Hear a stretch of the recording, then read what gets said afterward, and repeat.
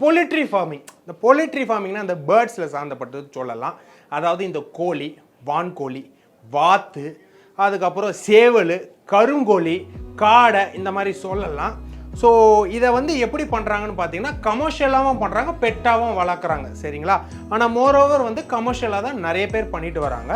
நம்ம தமிழ்நாட்டில் அதிகமாக எது விற்பனை ஆகுதுன்னு பார்த்தீங்கன்னா வாத்தும் சிக்கனும் தான் சொல்கிறோம். அஃப்கோர்ஸ் வந்து சிக்கனில் இருந்து வர முட்டையும் சொல்கிறோம். ஸோ மோரோவர் பார்த்தீங்கன்னா இந்த பிஸ்னஸ் தான் பெரிய லெவலில் பூமாகவும் இருக்குது. கோழி குஞ்சுன்னு சொல்கிறோம் பார்த்தீங்களா, அது ஒரு 20 to 100 ரூபாய் வரைக்கும் விற்கிறாங்க. அது வந்து ப்ரீடுக்கு தகுந்த மாதிரி, அதாவது ப்ரீடுனா நம்ம கருங்கோழி சொல்லலாம், காடை சொல்லலாம், இந்த சேவல் சொல்லலாம், அந்த மாதிரிலாம் இருக்குது, சரிங்களா? இதோட இன்கம்னு பார்க்கும்போது ஒரு 20,000 ரூபாய் இன்வெஸ்ட் பண்ணால் மாதத்துக்கு 50,000 வரைக்கும் எடுக்க போகிறோம். ஆனால் 50,000 வரைக்கும் எடுக்கலாமா அப்படின்றத ஸ்ட்ராட்டஜி. அதனால் இந்த poultry ஃபார்மிங்கை எப்படியெல்லாம் பண்ணலாம், என்கிட்ட காசு இருக்குது, நான் என்னென்னலாம் தெரிஞ்சுக்கணும்னு நினைக்கிறீங்களா, டவுட் இருக்குதா? இந்த வீடியோவில் அதை பற்றி தான் பேச போகிறேன். So welcome back to freedom farming Tamil. நான் தான் உங்கள் ஃபேபி.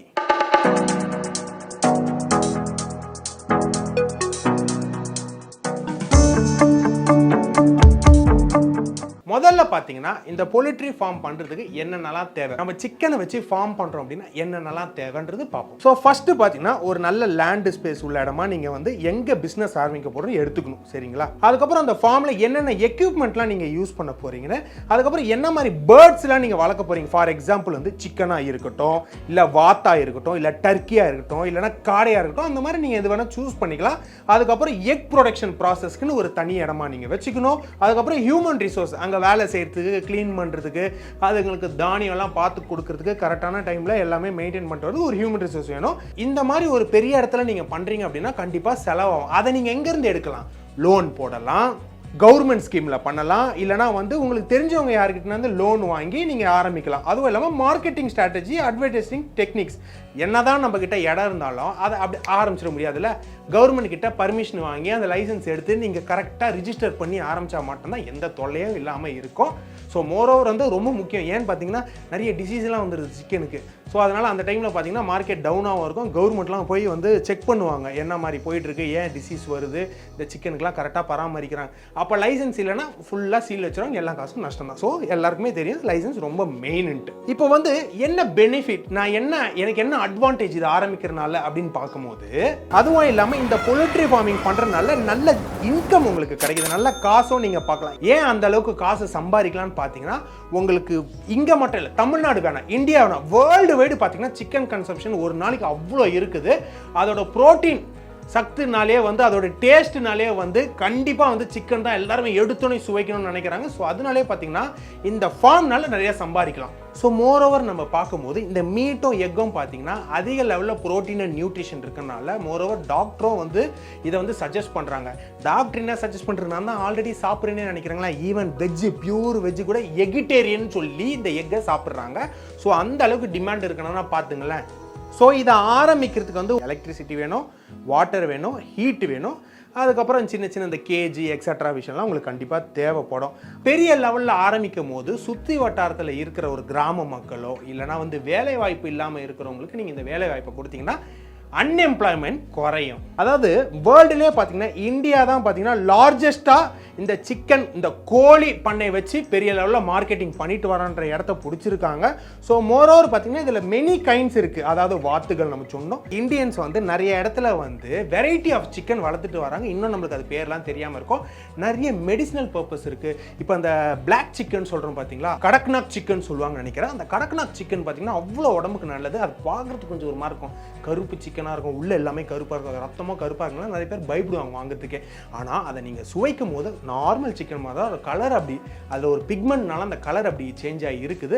மற்றபடி அதோட டேஸ்ட் ரொம்ப நல்லது, உடம்புக்கு ரொம்ப நல்லது, மெடிசினல் பர்பஸ் அது. அதாவது வேர்ல்டு வைடில் நம்ம பார்க்கும்போது 600 டைப்ஸ் ஆஃப் சிக்கன் இருக்குங்க. அதில் இந்தியாவில் பார்த்தீங்கன்னா ரொம்ப தெரிஞ்சது ஒரு 92 டைப்ஸ் வரைக்கும் இருக்குதா. அப்பா டேங்க அப்பா, எனக்கு தெரிஞ்சு நான் சொன்னேன் ஒரு 4 சொல்லியிருப்பேனா 3 சொல்லியிருப்பேனா அவ்வளோதான். அப்போ 92ல் இன்னும் நிறைய மெடிசினல் பர்பஸ்லாம் என்னென்னலாம் இருக்குது சிக்கன் அதெல்லாம் நம்ம நிறைய தெரிஞ்சுக்கணும். ஸோ இப்போ இந்த எக்யூப்மெண்ட் என்ன யூஸ் பண்ணலாம், இந்த பொலிட்ரி ஃபார்மிங் நம்ம பண்ணுறோம், என்ன எக்யூப்மெண்ட் முக்கியமாக தேவைப்படும் அப்படின்னு பார்க்கும்போது வாட்டர் ரொம்ப பேசிக்காக தேவைப்படும். ஆனால் அது வந்து நிப்புல் வாட்டர்னு சொல்லுவாங்க. இப்போ வந்து நிறைய ஃபீடர் சிஸ்டமும் வந்துருச்சு, தண்ணி கொடுக்கறதுக்கு வந்து மிஷின் மோட்டராகவும் வந்துருச்சு. ஃபீடிங் எக்யூப்மெண்ட்னு வரும்போது வந்து இந்த சர்க்குலர் ஃபீடர்னு சொல்கிறாங்க, அதுக்கப்புறம் ஜெல் ஃபீடர்னு சொல்கிறாங்க, அதுக்கப்புறம் சிக்கன் ஃபீடர் சிஸ்டமே இருக்குது. நிறைய வேஸ்ட் ஆகக்கூடாதுன்னு சின்ன சின்ன பிளாஸ்டிக் இதில் செஞ்சு வச்சுருக்காங்க. ஸோ அதில் யூஸ் பண்ணுறதுனால நிறைய வேஸ்ட் ஆகுது. தானியங்கள்லாம் விற்கிற விலைக்கு வந்து இது கொடுக்கும்போது வேஸ்ட் ஆகுதுன்னு சொல்கிறாங்க.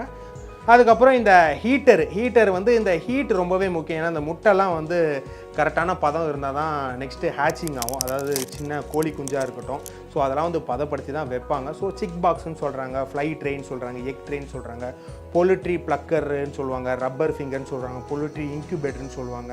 ஸோ வென்டிலேஷன் உங்களுக்கு தெரியும், அதாவது வென்டிலேஷன் ஃபேனுன்றது கண்டிப்பாக அந்த ஹீட் எடுத்து விடும். இதெல்லாம் வந்து நீங்கள் பார்த்துருப்பீங்க ஸ்க்ரீனில். இந்த பேட்டரி கேஜ்னு சொல்கிறாங்க. ஸோ அதாவது வந்து ஒரு 6000 ஸ்கொயர் ஃபீட்டில் நீங்கள் ஆரம்பிக்கலாம். ஒரு ஓவர் பார்த்தீங்கன்னா இப்போ நீங்கள் ஒரு அளவுக்கு ஸ்கொயர் ஃபீட்டில் நீங்கள் இடம் வச்சுருக்கீங்கன்னா கொஞ்சம் கேஜ் வச்சுருப்பாங்க, கொஞ்சம் அப்படி நடமாடுறது கோழிக்கு இடம் கொடுப்பாங்க. அதை தான் செமின்னுவாங்க. பாதி வந்து கோழிக்கு அடைச்சிப்பாங்க, மீதி வந்து கொஞ்சம் உலாவிக்கும் அப்படின்னு சொல்லிட்டு.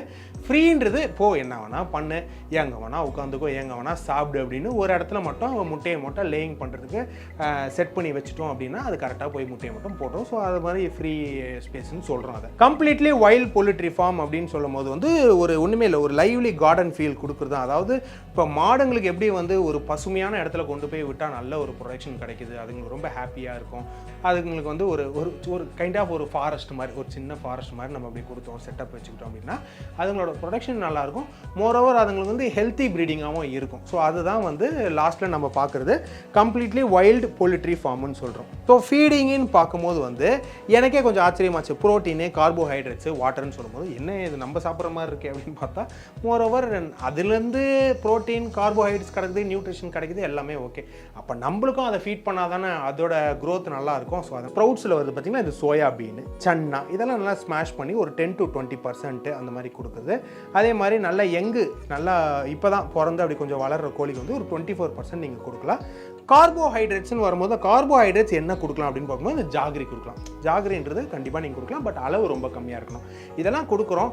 நிறைய கொடுத்தா நல்லா வருமே அப்படிலாம் கிடையாது. கரெக்டான அளவு நீங்கள் மெஷர்மெண்ட் கொடுத்தா ரொம்பவே நல்லாயிருக்கும். தண்ணி, அயன் தண்ணி இருக்கக்கூடாது, அயன் கலந்த தண்ணி இருக்கக்கூடாது, சால்ட் வாட்டர் கூட, நார்மல் போர் வாட்டர் அந்த மாதிரி நீங்கள் அதெல்லாம் கொடுக்கலாம், ரொம்பவே நல்லா தான் இருக்கும். ஏன்னா இந்த ஷெல்டர் அண்ட் கேர், டெம்பரேச்சர் ரொம்ப முக்கியம், ஃப்ரெஷ்ஷாக ரொம்ப முக்கியம், நல்ல தண்ணி நீங்கள் சப்ளை பண்ணணும். அதுவும் இல்லாமல் ரொம்ப சவுண்டு இருக்கிற இடமா இருக்கக்கூடாது. ஸோ பக்கத்தில் எந்த ஃபேக்ட்ரியும் இல்லாமல் இருந்துச்சுன்னா கொஞ்சம் நல்லாயிருக்கும். ஏன்னா அங்கே வர கெட்ட விஷயமோ இல்லை ஸ்மோக்கோ வந்து கண்டிப்பாக பாதிக்கப்படும். மோரோவர் இப்போ வந்து சிக்கன் வந்தாச்சு, அது எப்படி வளர்க்கணும், என்னென்னலாம் தேவைன்னு பார்த்தாச்சு. முக்கியமான விஷயம் என்னென்னு பார்த்தீங்கன்னா, என்ன தான் நம்ம நல்லா வளர்த்தாலும் எதனா ஒரு டிசீஸ் வந்துடும், அதுக்கு என்ன வேக்சினேஷன் நம்ம போடணும்னு பார்த்தே ஆகணும்.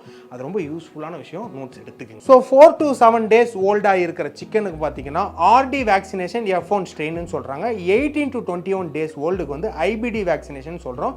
4 to 5 weeks ஓல்டுக்கு வந்து ஆர்டி F1 ஸ்ட்ரெயின்னு சொல்கிறோம். 6 to 8 weeks வந்து ஆர்டி F2B ஸ்ட்ரெயின் வேக்சினேஷன் சொல்கிறோம். ஸோ இப்போது எல்லாமே உங்களுக்கு தெரிஞ்சிச்சு என்னென்னலாம் பண்ணால். இப்போ வேக்சினேஷன் வரைக்கும் வந்துச்சு. இப்போ நான் எவ்வளோ முதலீடு பண்ணால் எவ்வளோ லாபம் பார்க்குறது. ஸோ ஃபைனல் ஸ்டேஜுக்கு நம்ம வந்துட்டோம். ஸ்மால் ஸ்கேலில் ஆரம்பிக்கிறவங்களுக்கு வந்து ஒரு 10,000 to ஒரு 50,000 வரைக்கும் நீங்கள் செலவு பண்ணலாம். மீடியம் ஸ்கேல் பிஸ்னஸ் ஆரம்பிக்கிறவங்களுக்கு வந்து ஒரு 1.5 lakhs to 3.5 lakhs வரைக்கும் பண்ணலாம்.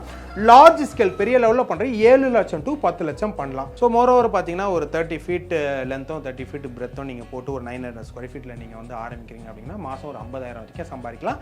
அது நீங்கள் எந்த அளவுக்கு கான்டாக்ட்ஸ் எல்லாம் வச்சிருக்கீங்க, எந்த அளவுக்கு மார்க்கெட்டில் இடம் பிடிக்கிறீங்க, எந்த அளவுக்கு அழகாக பண்ணிட்டு வரீங்க, எந்த ஒரு ப்ராப்ளமும் இல்லாமல் சிக்கனுக்கு கரெக்டாக ப்ரொசீஜராக பண்ணிட்டு வந்தால் நல்லா சம்பாதிக்கலாம். ஸோ சப்சிடிஸ் என்னன்னு பார்த்தீங்கன்னா national livestock mission enterprise in பொலிட்ரின்னு சொல்கிறாங்க. ஸோ அப் டு 50% உங்களுக்கு தருவாங்க. Project cost up to 25 lakhs வரைக்கும் இதுக்கு சாங்ஷன் பண்ணியிருக்காங்க. ஸோ 50% உங்களுக்கு கிடைக்க வாய்ப்புகள் இருக்குது நீங்கள் கரெக்டான டாக்குமெண்ட்ஸ்லாம் வச்சுருந்தீங்க அப்படின்னா.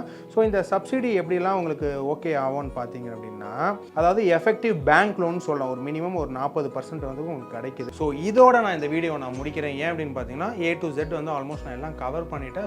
எனக்கு இன்னொரு வீடியோவில் வந்து நான் கண்டிப்பாக வந்து இந்த டிசீஸ் பற்றி ரொம்ப மெயினாக நான் பேச போகிறேன். ஏன்னா வந்து பெரிய லெவலில் பண்ணுறவங்க வந்து இந்த டிசீஸ்னால வந்து லாஸ் ஆகிட்டு வராங்கன்றது எல்லாருக்குமே தெரியும்.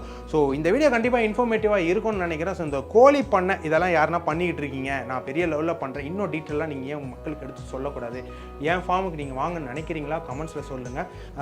நிறைய பேர் வந்து இதை பார்த்துட்டு வந்து கோழி பண்ண ஆரம்பிக்கலாம், என்கிட்ட காசு இருக்குல்ல, நான் லோன் போட போகிறேன், பட் நான் லோன் போடுறதுனால எனக்கு பயமாக இருக்குது, பெரிய லெவலில் நான் படித்து தெரிஞ்சுக்கணும் அப்படின்னு நினைக்கிறவங்க, நிறைய டவுட்ஸுக்கு நினைக்கிறேன், ஃப்ரீடம் ஆப்பை டவுன்லோட் பண்ணி ஈஸியாக கற்றுக்கலாம். ப்ளே ஸ்டோர் அண்ட் ஆப் ஸ்டோரில் இருக்குது. எனி டவுட்ஸ் அவங்க கிளியர் பண்ணுவாங்க. ஸோ மோரோவர் உங்களுக்கு ஈஸியாக புரியவும் செய்யும். எல்லா லாங்குவேஜ்லையும் இருக்குதுங்க. ஸோ மறக்காமல் உங்கள் கமெண்ட்ஸை என்ன சொல்லணும் கமெண்ட்ஸில் சொல்லுங்கள். லைக் பண்ணுங்கள் and subscribe to freedom farming Tamil. So இதே மாதிரி சூப்பர் வீடியோவில் நான் உங்களை சந்திக்கிறேன். Bye from ஃபேபி.